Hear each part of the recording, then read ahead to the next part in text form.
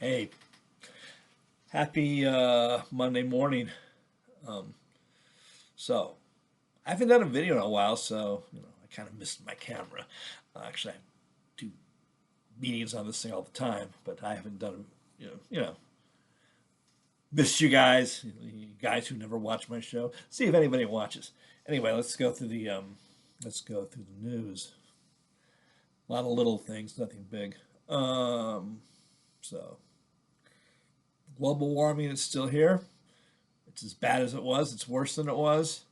I'm writing an article about it. I've written an article about it, and I've got to rework it and then try to publish it.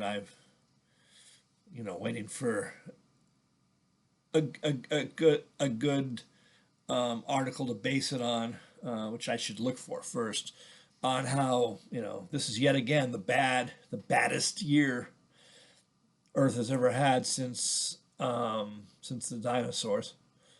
Which really it is. So yeah, since before the Ice Age, back in the and then it wasn't bad. The dinosaurs loved this stuff. So and even early man, they had it was nice and warm, and for them it was great.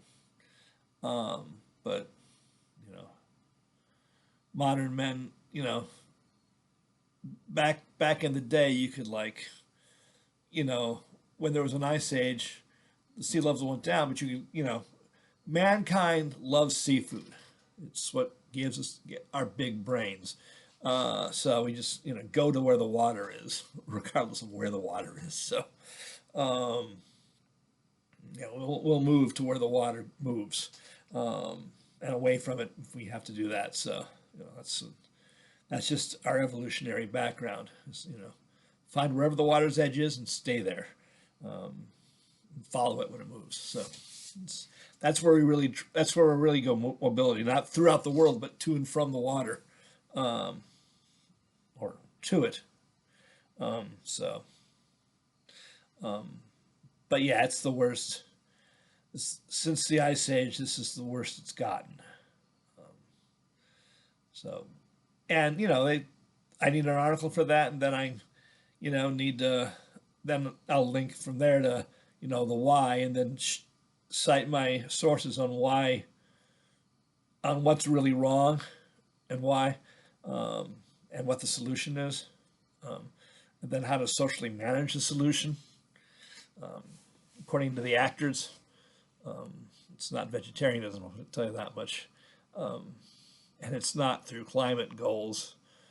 It's there's one thing that started when it got warm, when it started to get warm, and that thing has to change. So there'll be an article about that. Next tonight, I was watching videos and went back to SpaceX. Starship launch scrubbed. Apparently there was something downrange or some kind of ground problem, so they didn't say what. It probably wasn't a range problem, because a range problem you can deal with, so ground equipment, they say. So yeah, it's set to a 12-hour window. We don't know when the window starts for the next launch, probably in 24 hours or so, maybe in 12 hours, I don't know. I'll check. So, is SpaceX doing the right thing in the long run to get to the moon and Mars?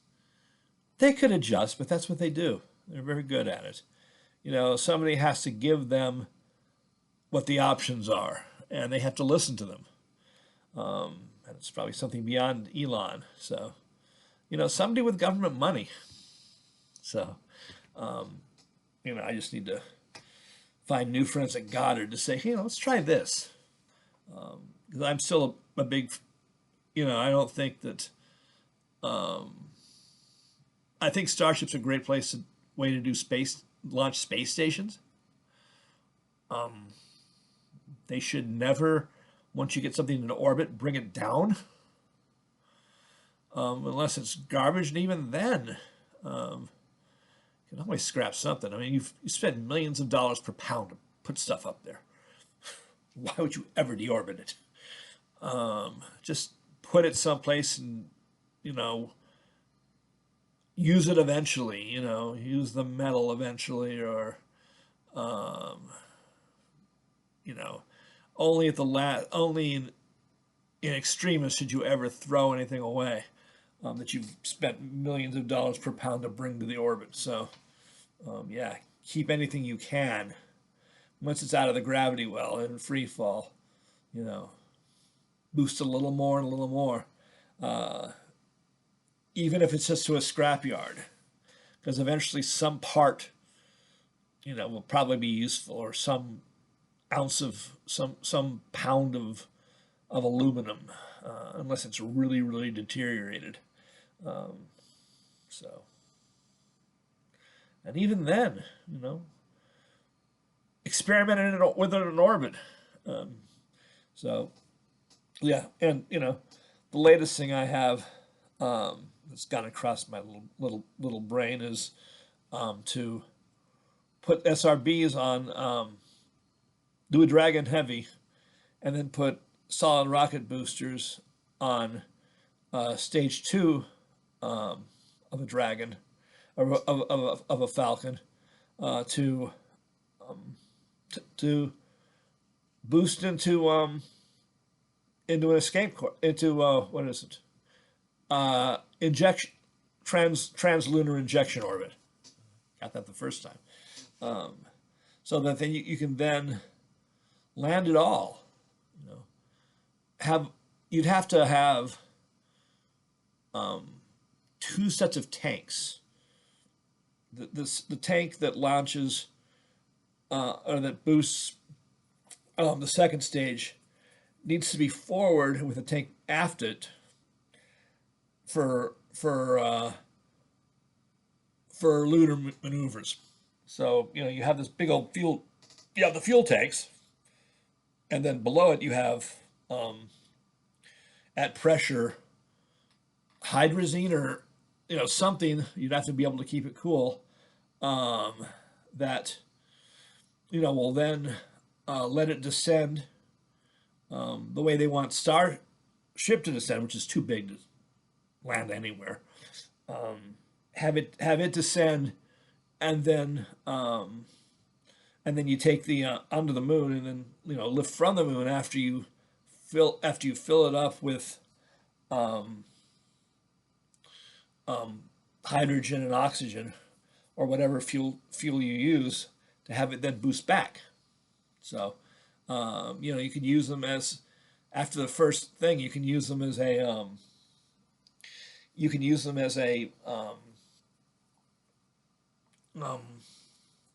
way to get a fuel tanker in low Earth orbit, or Earth orbit. So, you know, you take the first stage to the moon, the second stage to the moon, and then fill it up, send it back, to send to both fuel orbital operations, and to instead of then having rocket boosters, more translunar injection. So, yeah, it's just a lot more efficient to make fuel on the moon and take it back millions of miles, or hundreds of thousands of miles to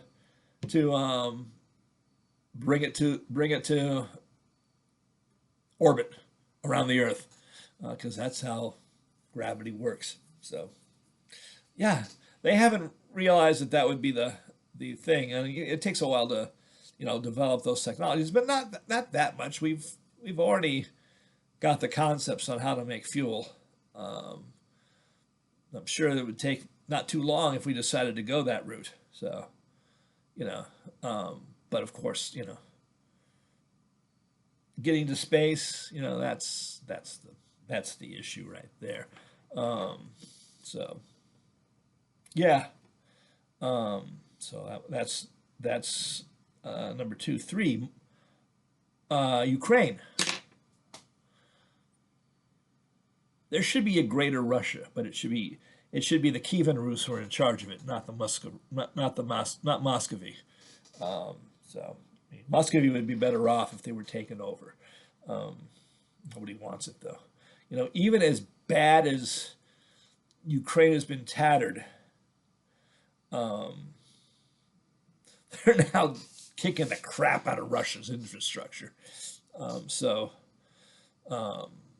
And I hope that they don't have to, kick the crap out of the people of Moscow to get that revolution. But I'm just putting out there that maybe the natural home of the Rus is Ukraine, not Moscow. And that it should probably stop at the Urals, because the Kazakhs and the Turkmen and the Mongolians, probably can live without them, and the Persians, get their section. The Turks and the Persians can, have their ethnic belts. Although you don't have to have ethnic nationalism, but it doesn't hurt. So, a Turkic Federation, a Persian Federation, a Mongolian / American Inuit Federation / First Nations Federation. It'd be it's got just enough people that combinations of that, would be viable. So yeah, that's, as a North Asian federation or a Northern Federation. So, yeah, but nothing great ever came out of Moscow. So, yeah, we'll see if, that's, in the end, that's probably where it has to be, because the Ukrainians are smarter. They're more democratic.